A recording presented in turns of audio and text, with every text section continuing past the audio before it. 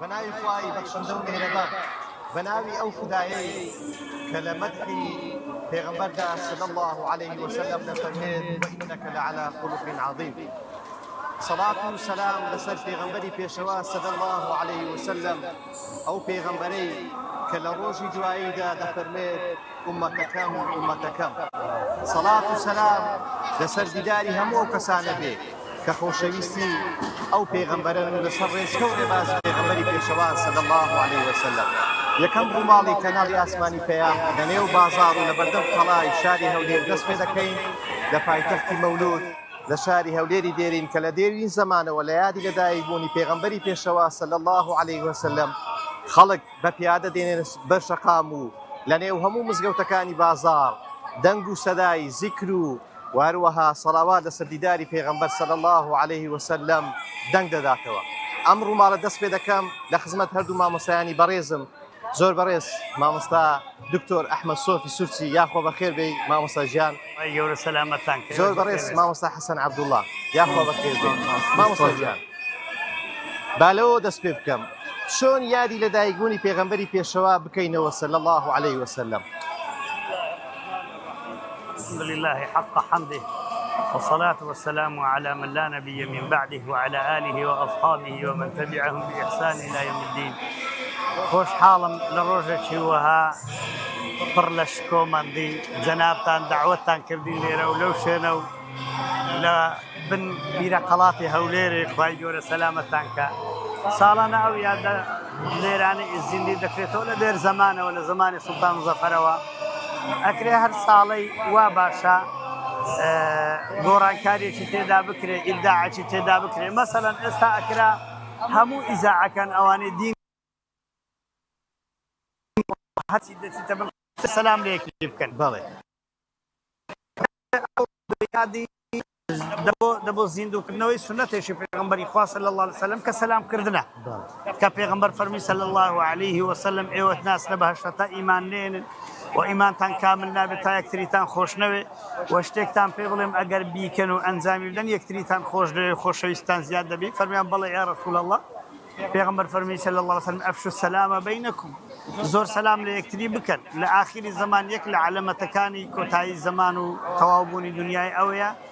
سەلامی خاصە پەیدا بی تەسلیم الخاصە پێغەمبەر فەرمی صلی الله عليه وسلم کە سەلام یەکێکی نەناسی سەلام لە یەکتری ناکەن دەبێت ئەو شتە لا بدرێت بەڵکو دەبێت چکۆ شتێکی خراپە لە ئاخر زەمانی پەیدا دەبێت خەڵک سەلامی لە یەکتری بکە. اینجا ڕوحی لێبوردەیی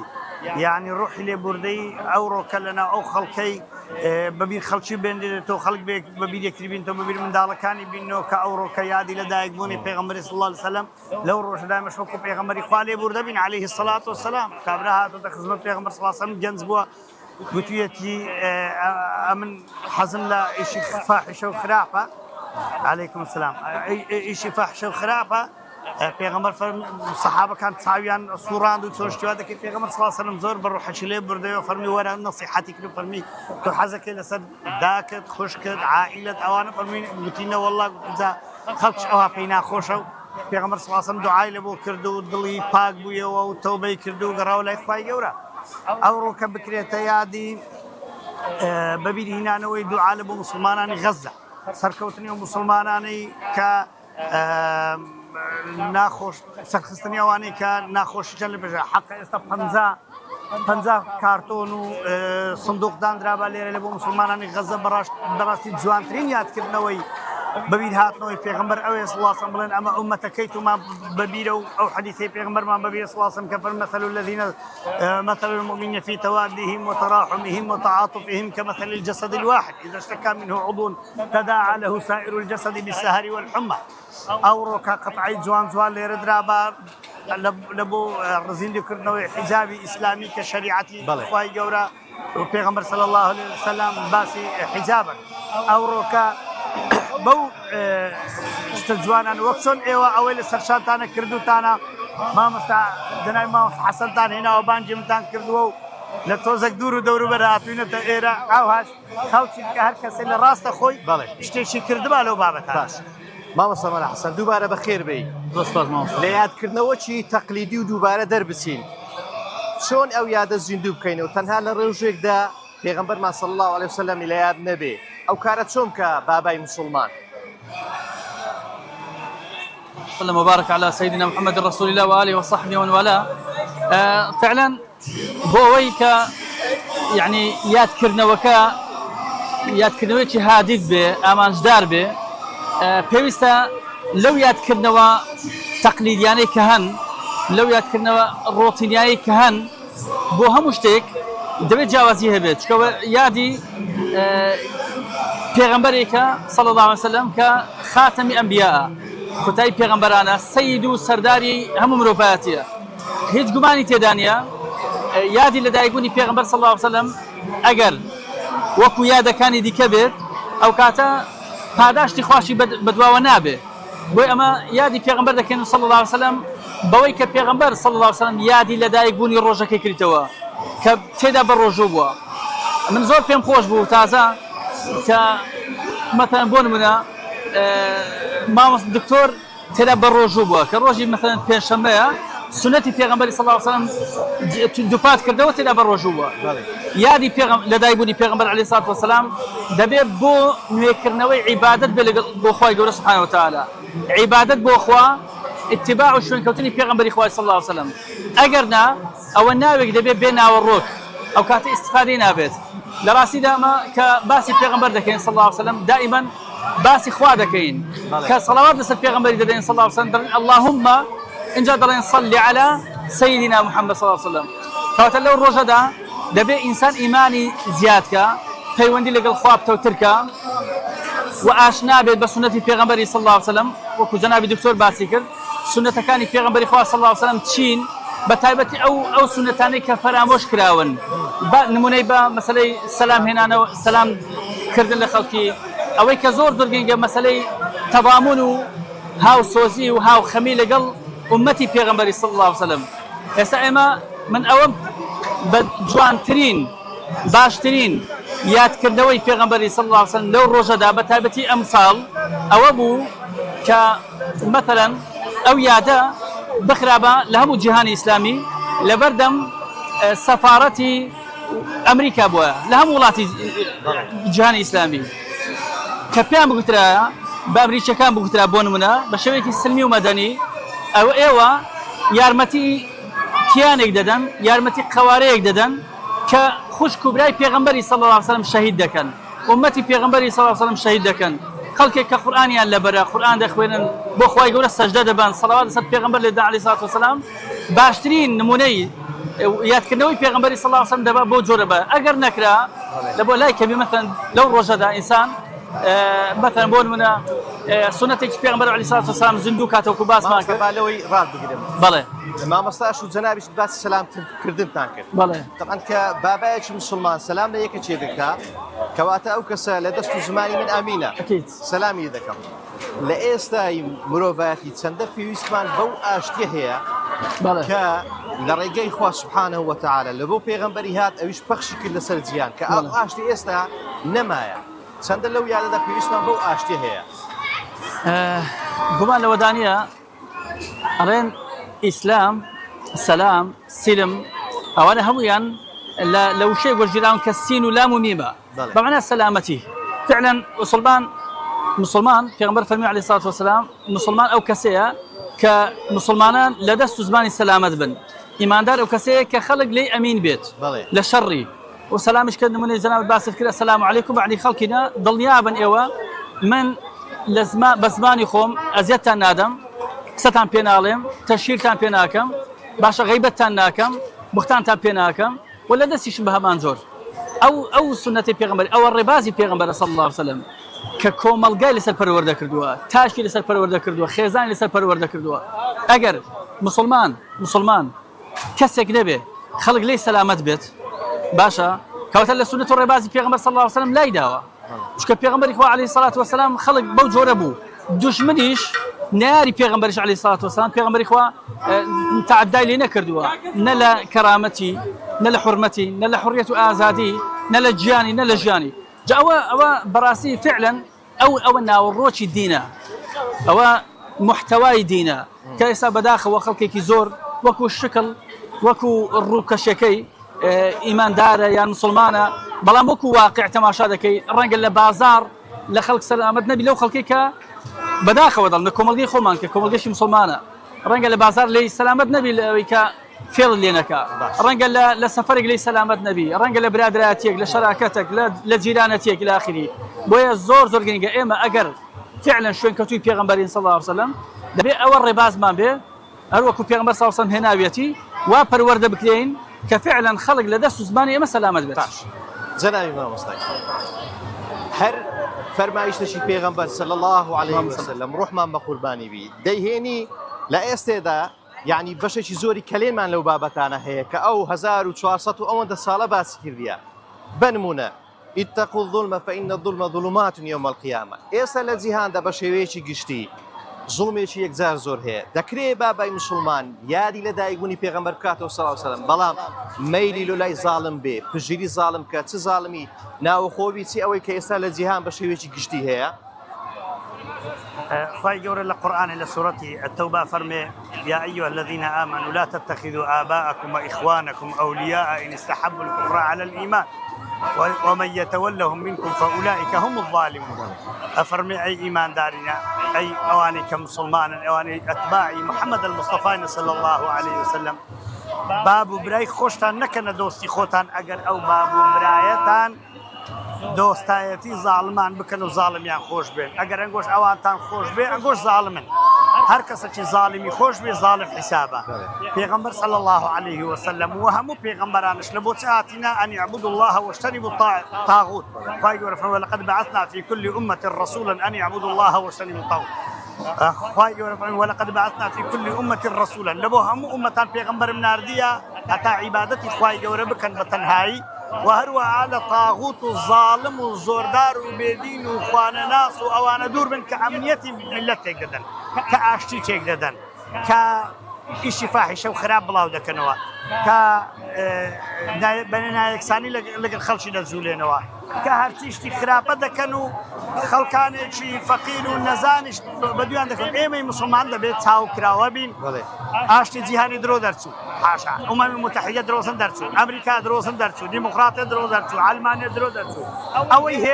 اوي براستي ما وتو اسلام تطبيق بكين او بين او اسلام بقريتو سرشانو جيان لو اوي اصلاحات بكين لو بعاشتي بجين لو اوي لصلم دور بين لو اوي ببراياتي بجين لو بخوش شويستي بجين لو بريكو بيشي بجين باستفاي بالي ما مسترجع بابتي كومالاتيا دەژیاننامەی پێغەمبەر صلی الله علیه وسلم لە سیرەی پێغەمبەر بابەتی کۆمەڵایەتی زۆر ڕەنجی داوەتەوە بە تایبەتی ئەوەی کە پەیوەستە بە نێوان خۆت لەگەڵ خەڵکدا ئەوەی کە ئەحاسینکم ئەخلاقە باشترین مسلمان ئەوەیە کە خوڕەوشتی باش بین چۆن لەم یادەدا بکەی ئەوە بکەینە وێزگەیە کە خوڕەوشتمان بەرامبەر هەموو خەڵکی یار و نەیار بە شێوەیەک بێ کە لە ئەخلاقی پێغەمبەر صلی الله علیه وسلم ڕەنجی داوەتەوە. زۆر گرنگە نەک هەر لەو ڕۆژەدا بەڵکو لە هەموو تەمەنمان ئینسان هەوڵ بدات شوێن پێی پێغەمبەر صلی الله علیه وسلم هەڵگرێ بە تایبەت لە ئەخلاقیدا کە خوا سبحانه وتعالى مدحی پێغەمبەر دەکا کۆمەڵێک مدحی پێغەمبەر دەکا صلی الله علیه وسلم لە قورئانی پیرۆزدا یەکێک لەو مدحانەی پێغەمبەر صلی الله علیه وسلم کە خوا دەفەرمووی ئینەکە لەعەلا خولق عەظیم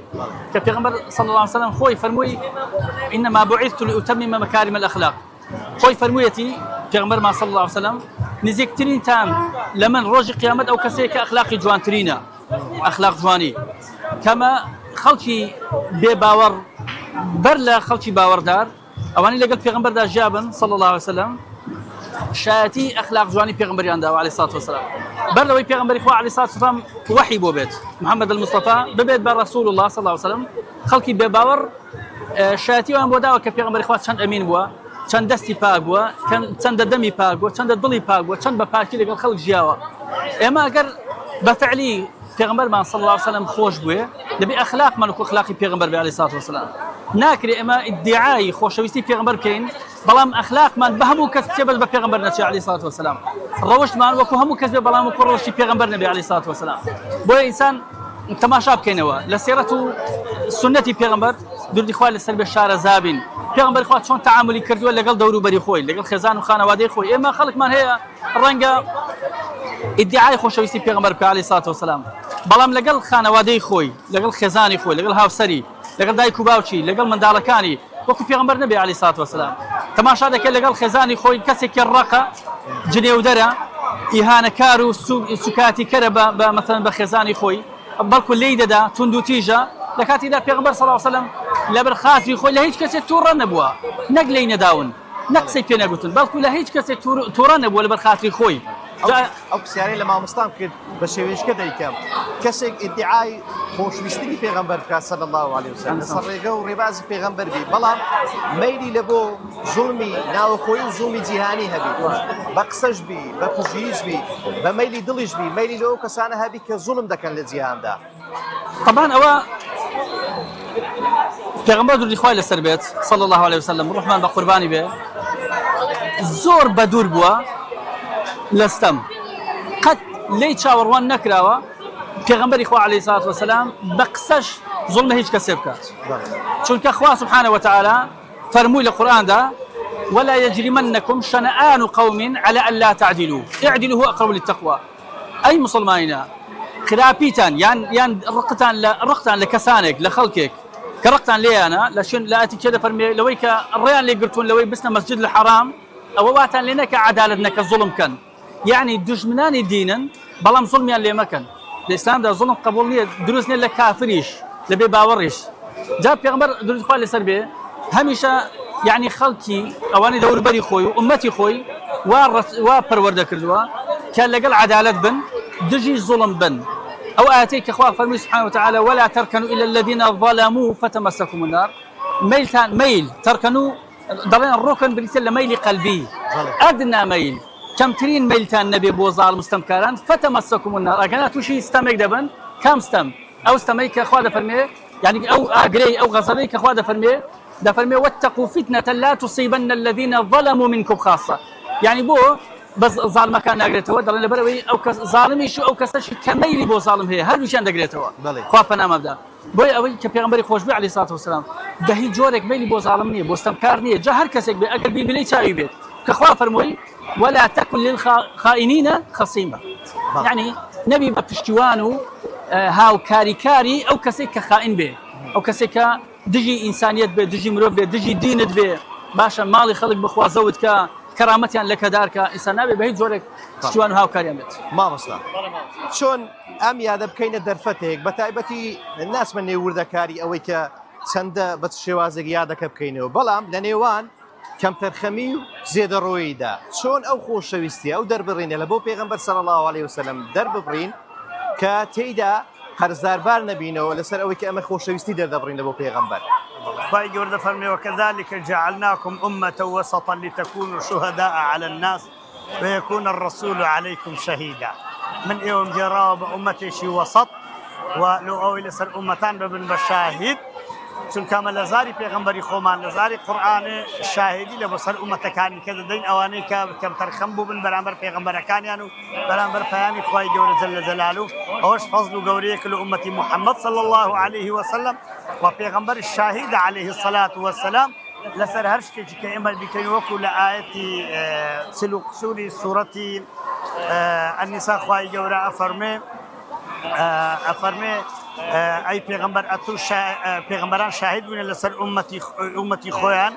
وكو ابن مسعود فرمي اقرأ علي القرآن فرمي فقرأت عليه فرمي أقرأ عليك وعليك أنزل قال أحب أن أسمع من غيري پیغمبر فرمي صلى الله عليه وسلم بهم خوش قرآن مجلي بكسك لبون بخيني كوش سنته فرمي فقرأت عليه سورة النساء حتى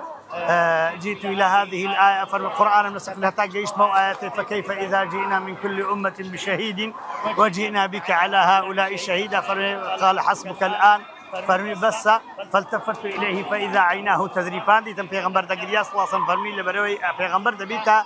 شاهد لسروي هر کسك لأمتي مستحق جهنمي پیغمبر جل بالله شاهدم أو مستحق جهنمي بنا بخواي جورا أو كأما ببينك أمتك پیغمبر نبيت الشاهد لسر ما بيت الشاهد لبومان ولا صحوزي كوثر بانك ما مكوك پیغمبر فرمي أكبر تجمعي بشري لأمتي محمد صلى الله عليه وسلم أو جمعية لصحوزي كوثر كشانازية دەچین خزمەت پێغەمبەری خوا صلی الله علیه و سلم ئاوی کەوسەر دەخۆینەوە کە لا یظمأ بعدها ئەبەدا لە پاش خواردنەوەی ئەو ئاوەی قەت تێنی نابن پێغەمبەر یەکێکیان دەناسی صلی الله علیه و سلم فلان وەرە پێغەمبەر بە خێراتریان دەکا عەلەیهی الصەلاة وەسەلام کە فەرمێ گڵاسەکانی بەقەد ئەستێرەی ئاسمانن ئەوە لۆشەیە لە بۆ ئومەتی محەممەد صلی الله علیه و سلم لە هەموو حەوزان گەورەتر هەر پێغەمبەرێک حەوزی خۆی هەیە ئەگەر بمانێ بەو شێوەبی نابێ زێدە ڕۆی لە خۆشەویستی پێغەمبەری خوا بکەین لە ئاستی خوای بەرزتر بکەین حاشا والعیاذ بالله وەکو کەما ئەطەرەتی نەسارە وەک چۆن نەسرانیەکان پێغەمبەر عیسایان کردە کوڕی خوا و گەورەیان کرد و بسم الآب والابن ئەو شتانیان گوت ئەستەغفر الله ئەوهانە پێغەمبەر گەورەترین بەشەرە لەقەد کان لەکم فی رسول الله ئوسوة حەسەنە گەورەترین پێشەوامانە لە هەموو شتێک دەبێت چاوەڕێ تەماشای بکەین هەموو لایەنەکانی ژیانی پێغەمبەر دیارن عەلەیهی الصەلاة وەسەلام دژمنەکانی ئیسلامیش شاهدیان دا والفضل ما شهد به الأعداء تۆ مایکرە هارتەچی نەسرانی لە کتێبی سەد زانای یەکەم زانای پێغەمبەردا دەنێ صلی الله علیه و سلم لەبەرچی لەبەرێ دەرێ مجتەمەعی جاهلترین مجتەمەع بتوانی مجتەمەع بگۆڕی ناڵێ بە ئیزنی خوا دەبی بڵێ بە ئیزنی خوای گەورە توانی بیگۆڕی هەموو شتێک لە تەرەف خوایە جەل جەلالوه هەر گەورەیەک لە پێغەمبەری هەبی گەورەی خوایە پێغەمبەر پێی خوای گەورە پێغەمبەری بەخشێ و خوای گەورە فەرمیێتی وەڕەفەعنا لەکە ذیکرەک کەواتە دەبێ لەو یادانە ئەمە پێغەمبەرمان لەبیر نەکردی خوای خۆمان لەبیر نەکردی هەموو کاتە خوای خۆمان بیربی پێغەمبەری خۆمان بەبیربی صلی الله علیه وسلم و هەموو کاتێک جێڕالی خدا و پێغەمبەری خوا بکەین و ناشترێەوە بڵێن وەڵڵاهی هیچ ئیهتیمام بەو شتانە نادەین و ئەو شتانە چەند نەخێوانیە یادکردنەوە بە شێوەیەکی بە تەطبیقکردنی سنەت پێغەمبەر صلی الله علیه وسلم بە بەڕۆژی بوون بە سەڵات الضحا بە شەو نوێژ بە نوێژی جەماعەتی بەیانیان بە دوو ڕەکعاتی پێش نوێژ و دوو ڕەکعات نوێژەکانی پێش و دوای نوێژ بە چاکە لەگەڵ جیرانمان بە چاکە لەگەڵ میوانمان بە چاکە لەگەڵ دوژمنیشمان بە چاکە لەگەڵ هەموو ئەوانەی کەوا لەسەر ئەو زەویە دەژین هەتا وەکو وإن أحد من المشركين استجارك فأجره حتى يسمع كلام الله حتى كلام خواه بزوان الجولي بالرؤف إن الله يعطي بالرفق ما لا يعطي بالعنف وغيره بنرمي أو قيامي خواه أو قيامي أو پیغمبر الله خواه يقول لبو مهينة صلى الله عليه وسلم بنرمي بيجينين أو يادر تشتيشي وخوانا خواصل حدي خوي تبري وإهمالي شي نكين بلين والله هيت اهتمام بين هذين إمش إما لكومل أو من باشا عما وسطين زور باشا ما مستجيان بوارێکی هەرە گرنگ لە ژیاننامە و سیرەی پێغەمبەر صلی الله علیه وسلم بابەتی پەروەردە و فێرکردنە ئەو پەروەردە جوانەی کە سەحابەی کیرام لە دەوروبەری پێغەمبەر صلی الله علیه وسلم فێری بوون و چین دوای چین هەتا ئێستا ماوەتەوە بەڵام دەبینین کەم تەرخەمیەکمان هەیە لە بواری پەروەردە چۆن ئەم یادە بکەینە دەرفەتێک وەرچەرخانێک کە ئەو پەروەردە جوانەی پێغەمبەر صلی الله علیه وسلم ئێستا لەنێو کۆمەلگە ڕەنگ بداتەوە بە تایبەت کە تەوژمێکی دژ هەیە دژ بەو پەروەردە جوانە ئیسلامیەی کە لە کۆمەڵگەکانی مسلمانان بە درێژایی مێژوو هاتووە. اللهم صل على سيدنا محمد وعلى آل سيدنا محمد. طبعا وكل سرتا باسم كرت اگر انسان باسي پیغمبر بك صلى الله عليه وسلم يعني يادي لدايق بوني شبكاتوا بلا مو انسان خالي به لو پرورده جواني كبيغمبر صلى الله عليه وسلم اصحابها والله نسر پرورده كر وداوش لأمتي كردوا كبو پرورده جواني بر دابرون اگر وان ابو معنى ويا الدعوايا بلا دليل بانگشيا ببي بلغا چونك استا العالم الاسلامي ده ده صلاة كان ده صلاة دار كان زور گرنجی با یادک دادن زور گرنجی با یادک دادن که خالی به ل ناوروک يعني زور يعني يادي لدايقوني پیغمبر كانوا عليه الصلاة والسلام هر وكو يادي لدايقوني شاجني باشا بريطانيا ده كانوا بله بو جورة ديانوي خلش جوابين نابي اما وابين لراسي دا اما نابي وابين او يادا اما بو يضلن يادي لدايقوني پیغمبر صلى الله عليه وسلم جرينجا نكلم لو روجدا لو رجعي دي كجدا لو ما قدا لغير يوم ما قش يادي پیغمبر كانوا عليه الصلاة والسلام تابر ريقا وربازي پیغمبر لابروين لقد كان لكم في رسول الله أسوة حسنة وانا پیغمبر ما مصاي قورا مانا ما مصا مانا بو چون جان كردن ما مصا مانا بو چون مروف چون مروف بن يسا مروفاتي يعني كسنية نكولي لوبكا مروفاتي شكت بوا ماندو بوا بدستي مروفا كان خوانوا نك بدستي زيندور وبونور چدي كله هسار چدي كو هات به اساس سرزوي بابلين خويني لي وەکو ڕووبار خوێنی دەڕواوانە خوێنی مرۆڤەکان ستەم لە مرۆڤ دەکرێت مافی دەرەنجامی هەموو لە دەرەنجامی ئەوەی کە خەڵک ڕێگە و ڕێبازی پێغەمبەر صلی الله علیه و سلم واز لێهێناوە ئەڵێ محەممەد وەکو مایکل هارد مەتەن کە مامۆستا باسی کرد محەممەد المستەفا یەکێک گەورەترین ئینسانە بەڵام کوا بە شوێنی پێغەمبەردا دەڕوا عەلەیهی سەڵاتو وەسەلام وانە پێغەمبەر فەرمووی صلی الله علیه و سلم لە دوای خۆشم سنەت و ڕێبازم بۆ بەجێهێشتوون قورئان سەرەتا پاشان سنەت و ڕێبازەکەم ئەگەر بەرەیدا بڕۆن بیگرن پێو پابند بن گومڕا نابن ئێمە بەڕاستی ئەو ئەخلاق و سنەتەی پێغەمبەر عەلەیهی سەڵاتو وەسەلام یعنی ئیهمال کردی من بەداخەوە دەڵێم ئێستا ئێمە ئەوڕۆ لەو شوێنە کە هەولێری پایتەختە لە بن قەڵای هەولێر یادی لە دایکبوونی پێغەمبەر دەکرێتەوە عەلەیهی سەڵاتو وەسەلام دوایی تەماشا بکە و دوایی ئێوارەکەی تەماشا بکە بزانە چەند شت فرێ دەدرێ ئەوەی ئاویان خواردوێتەوە فرێ دەدا شت دەخوا فرێ دەدا وانی ئایا پێغەمبەر عەلەیهی سەڵاتو وەسەلام لەگەڵەوە ڕازیە پێ ڕازی نییە بۆی کە پێغەمبەر فەرمێت تەنەظەفوا فإن الإسلام نظيف وانە پێغەمبەر صلی الله علیه و سلم نهی کردی لەوەی کە لەسەر گوفەک و شتەکە مەسەڵەن لەسەر ڕێگا گوفەک و زەبڵ فرێ بدرێ وانە بە ئەو ئیزافێ بکەم لەسەر مۆڵەتی هەردوو جەنابی مامۆستایان یاخود ئەو ئادابە جوانەی پێغەمبەر صلی الله علیه و سلم کە دەرێ ئەگەر ڕۆژی قیامەت داهات کە دەزانی ئێستا نەفخی سوور لێ دەرێ دارێکت لەدەست بوو بیسێنە کە ڕەنگە تو نەبەرەکەی ببینی نەبتوانی لەژێر سێبەری دێت کە ئەوە گەورەترین خزمەتکردنی ژینگەیە کە ئێستا زۆر لە ڕێکخراوی گەورە بانگەشەی ژینگە پارێزی و ژینگە دۆستی دەکەن کەەوە لە ئەسڵدا لە ڕەوشتی پێغەمبەردا هەیە صلی الله علیه و سلم پێغەمبەر عەلەیهی سەڵاتو وەسەلام یعنی لە کاتی شەڕیشدا فەرموویەتی دار مەبڕن باشە لە کاتی شەڕیشدا فەرموویەتی دیوار مەڕوخێنن لە کاتی شەڕیشدا فەرموویەتی یعنی ژەهر مەکەنن ناو ئاو بۆ چونکە ئەو ئاوە بەس بۆ دوژمنت ناڕوە بەڵکو جانەوەر دەیخوا وێ باڵندەی دەیخواتەوە با بڵێن دوایش تەسیر و کاریگەری خۆی دەبێت ئەو تەمازی عەن بەبەستمەوەیە ئەگەر بەڕاستی بەڕێگەی پێغەمبەردا بڕۆین عەلەیهی سەڵاتو وەسەلام ژیانمان دەبێت پاک بێ ژینگەشمان دەبێت پاک بێ نابێت کوچە و کۆڵان و جادە و شەقام و ماڵیشمان تەنانەت جلو و بەرگیشمان پێغەمبەر صلی الله علیه و سلم گەورەمان ئەبوبەکر کە لێی پرسیای پێغەمبەر صلی الله علیه و سلم من حەز دەکەم جلو بەرگم جوان بێ نعم کەڵاوەکەم جوان بێ ئایا ئەوە شتەکە بوورە پێغەمبەر فەرمووی صلی الله علیه و سلم ئەوە جوانە إن الله جميل يحب الجمال وانيا بويا زور جنگا اگر اما فعلا يعني بيمنا خوش زور جاري وهي لمس قوتا كانت تماشا دكي كانوا يجدكين همو يك صفرا دوس وانيا دكتور جان يك صفرا دوسين بلا مورد لدر وتماشاك بيلا وكان ما هاد بيلا ولا شوينك سعر كان من بزورك راقرتيا والله كان ما هل يكون رولا لايكا بالضبط حتى باورك بالله كان من لقليك تبانيه هر كل دري بسعر الرقاي خلق دقرين لبرد الرقاي خلق رادا وسين زي خد بو خلقي پیدا دەکەین جا ئیسلام پێمان ئەڵێ چۆن لە نوێژەکانتاندا ئیستیقامەتان کرد ڕێک ڕاوەستان لە بازاڕیش ڕێک ڕاوەستن ژیانی کۆمەڵایەتتان با ڕێک بێ برادەرایەتی و هاوڵێتیتان با ڕێک بێ ژیانێکی ڕێک و پێک بەڕێ بکەن بەڵێ مامۆستا گیان لەو ڕۆژانەدا زۆر خەڵک لە ماڵەکان لە کوچە و کۆڵان لە بازارەکان شیرینی دەبەخشنەوە وەکو دەربنینێکی خۆشەویستی لە بۆ پێغەمبەری خوا صلی الله علیه وسلم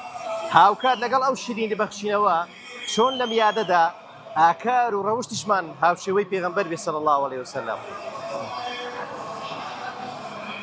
مامۆستا فەرمووی پێغەمبەر فەرمووی صلی الله علیه وسلم نێزیکترین مەجلیس لە ڕۆژی قیامەتە لە من ئەوانن ئەخلاقیان بەرزتر بێ لە هەموویان و پێغەمبەریش فەرمووی صلی الله علیه وسلم قورسترین شت لەسەر میزانی خێرات لە ڕۆژی قیامەتە لەسەر تەرازوێ لە تەرازوی خێر و شەڕە لە خێرات هیچ شتێک لە ئەخلاقی قورستر نییە ئیسلام ئەو عیبادەتانەی کە داناون لە ئەوەی ئینسان فێرە تەقوا بێت تەماشای كفر شهر رمضان الذي أنزل فيه القرآن هدى للناس وبينات من الهدى والفرقان كتب عليكم الصيام كما كتب على الذين من قبلكم لعلكم تتقون رمضان لو يفير التقوى بن تقوى يعني شيء يعني خو باريزي لاشتغالات لا درنتون لحدود وسنور كان إخوائي جورة جل جلاله كواتقوي أخلاق درنتون لحدود إخوائي جورة أخلاقا لقصة كردن لا إيش كردن لا تجارة كردن لا تدريس لا تطبيب تداوي كردن لا همو شوينة كان لا همو سكتر كان الجيان تطبيق كردني إسلام أخلاقه ليش دايك عايشة كوصفي بيغمبري داك صلى الله عليه وسلم فرمي بيغمبر صلى الله عليه وسلم كان خلقه القرآن اخلاقي پیغمبر قران اگر بتوي بتي تطبيقي اخلاقي پیغمبر صلى الله عليه وسلم او خدا فرميتي تطبيق خود متبعتي جوان وتابعتي جواني پیغمبر دردسي صلى الله عليه وسلم اتدبي الصحابه او قرنين زون قران فرمي هندك هنا لن يلحقوا بهم وشي اصحابه وشي جاوتا كان بيشان هرتن نجيش نوان من حيث الزمن بس من حيث الاخلاق من حيث التصرف من حيث العباده من حيث الاجر والثواب ان شاء الله لقر اوان حساب كبيغمبر فرمي صلى الله عليه وسلم فرمي خوز براكاني خم بديدبان فرمي براكاني توشن يا رسول الله فادي مبرايتونين فرمي اصحاب صحبه فضل شي قورتري لبراتي عندك خلق ودا زاني اما قورتري لو انا صحبه يعني ايوه بيت قالوا يبرانا اصحابي شن او بيت قالوا يبرانا نقول لقلم يجاني بس اوان لقلم من داني نو براي ميشن نقيش ما اوان فرمي اواننا من يعني نبيني وايمان بيديني او باشي هزار وصار ستون صار والي داش لقر ما وصي يكيك حديثك عن پیغمبر صلى الله عليه وسلم ببيت خلش دينيني ولا سنه وكان على فضائي بفضل اخوائي قورا باشنجر او همتي ايوا لما ردانا نشنهات نتنا او من زما ورا مسلمانك كيف كان بيغمبر هات صلى الله عليه وسلم وكو نفس لو عن نفسيوش حزينه كربا بهن ظلام وكو دين وكو ايمان وكو اخلاق هاتونا ايوش بوي او اخلاق زوانا زين بالي دين اخلاقه الدين والخلق بيغمبر فرمي صلى الله عليه وسلم وهر كسيكش اخلاقي جوان نبي روجي هزار لوجي بك هزار ركعاتي بك لكن خواي رب العالمين قدر وقيمتي نيوكو كسي اخلاقك جواني هي بكمترين عبادت قلت انا پیغمبر صلى الله عليه وسلم جنك هي تصلي الليل شوي تقوم الليل شوي هردستو وتصوم النهار بالروجيا لكن تؤذي الناس خلشي ازددا پیغمبر صلى الله عليه وسلم فهي في النار يعني تسيا مخلد لا اجري زانمي بلان في بدايه الامر حقي او تصرفاتنا استاجري فرميان باس ايش كان لو فرميان شو نجاناك روجي سنه شناغري نجا كان دكا بلان كش كان دروز دكا دات عالمي لقى زيرانان باشا لقى خلشي باشا پیغمبر فرمي صلى الله عليه وسلم هي في الجنه فرمي اول بو بهشتي بوتي بعمل شي تم بلان باخلاق شي زوان بلان بتصرف شي زوان واي جو روازبات كان دوين لزي خوي سنه كان شي دوين اخلاقي العمد او دين بوه او ببيدها لبوتيا او ياد كرنو او شتان لبوه اخلاقي پیغمبر ما ببيل بيت صلى الله عليه وسلم بوه او اخلاق ما ببيل خدا امري بك من القران فيدوس زور باشا ما وصل باسي لفرمايشتي شي پیغمبر کې لموقفه شي پیغمبر کې صلی الله علیه وسلم کپه ما او ارکش زور خص لسشانی امتي لاستادا اوش اوي باسي اوي کې اوانه برايكان مانن امید هي او برايانا او دينا بپاچ را بگرن ببرزي را بگرن اميدي هفسانه ويا امته هي بتايبتي لاستادا بنمونه بين مو لغزم مسلمانان وبراني ايما لما احنا داي سلسر شاني ايما لو ياددا اوان شمان لياد بي ولا بير بي هیچ گومانی تێدانە ئەو کەسەی بین بۆ سەر هەر کەس پێغەمبەری خۆش بێت صلی الله عليه وسلم دەبێ ئەو شتەی خۆش بێت کە پێغەمبەر خۆشی دەوێت دەبێ ئەو ڕەفتاری خۆش بێت کە پێغەمبەر خۆشی دەوێت عەلەیهی سەلاتو وەسەلام دەبێ ئەو کەسانی خۆش بێت کە پێغەمبەر خۆشی دەوێت ئومەتی پێغەمبەری صلی الله عليه وسلم ئەوانە خەڵکێک مەتەن خەڵکێکی هەموو مسلمانان بەتایبەتی باسمان باسی خەڵکی غەزەیە کە ئێستا دڕندەترین دەسەڵاتی سەر ڕووی زەوی کە قەوارەی زایۆنیە بە درڕندەترین شێواز کەوتۆتە قەتڵ عام و ئیبادەکردن و لەناوبردنی ئەو خەڵکەی سبحان الله کام چەکی فەتاکە کام چەکی نوێیە لەو خەڵکە بێدەسەڵاتە تاقییان دەکەنەوە سبحان الله قەناعەتیشی نایەت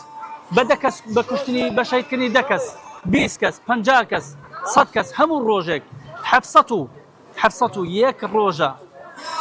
بەبەردەوامی هەموو ڕۆژێک يعني الديان خلق لمن دال لآفرت لخلقي بيتوان وبيتك دكجو شهيديان دكات او انا امتي بيغمبرين عليه الصلاه والسلام او انا ولي ودوستي اخوي پروردگارن كاخوات فرمي من عادى لي وليا فقد اذنته بالحرب اگر جولك كبكوجي بيغمبران بون بكوجي اولياء اخوي پروردگار بون باشا دجمناني اسلام ودجمناني ديني اخوا بون اما دي بيتوانوا پشتیوانی مسلمانان بين لم روجدا اما او ببير خومان بينينوا دوست مانو كسي كدوسي پیغمبر صلى الله عليه وسلم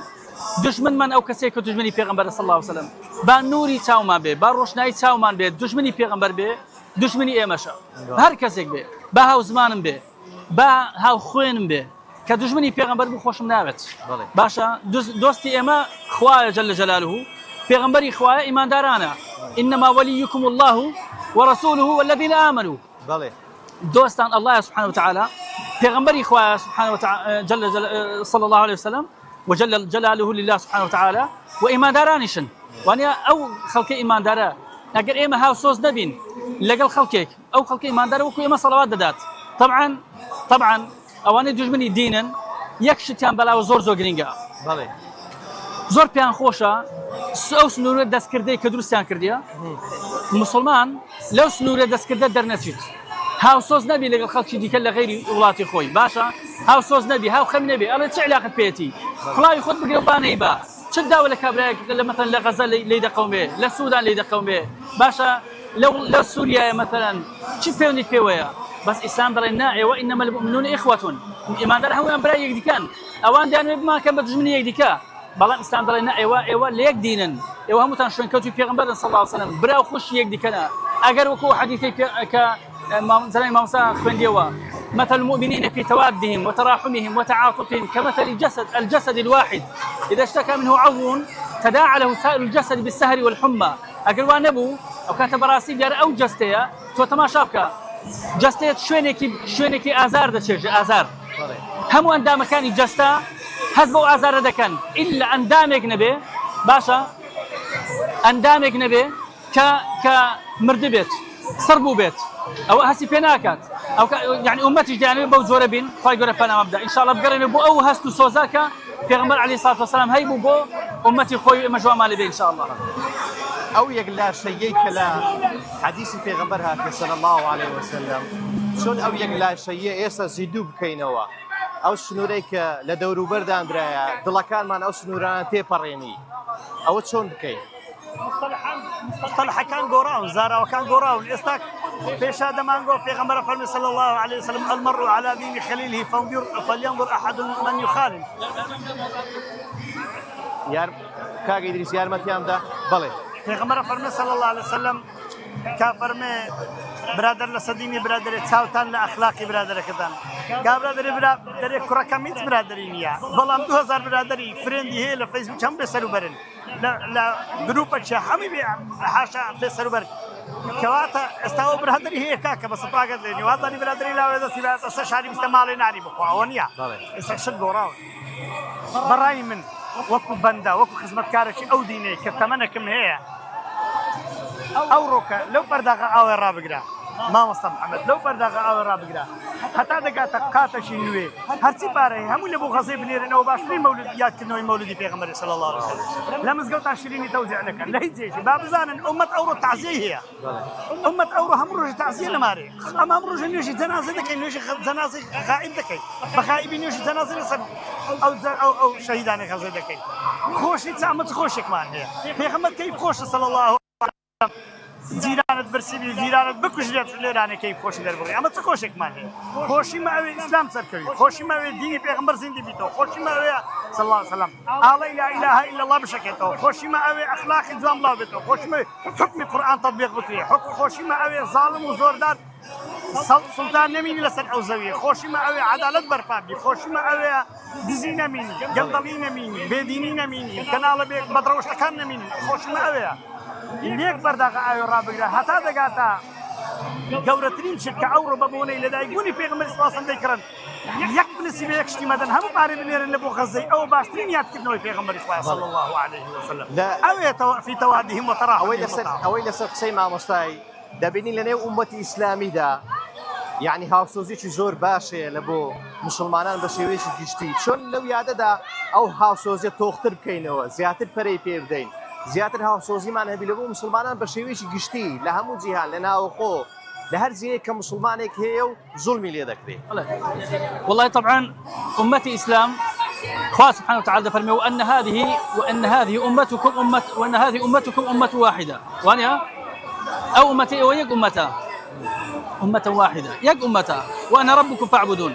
يك أمة أمتي إسلامية أمتها أمتي بيغمبر صلى الله عليه وسلم يكفر وردقارش من هي كذا فلسطين كالله سبحانه وتعالى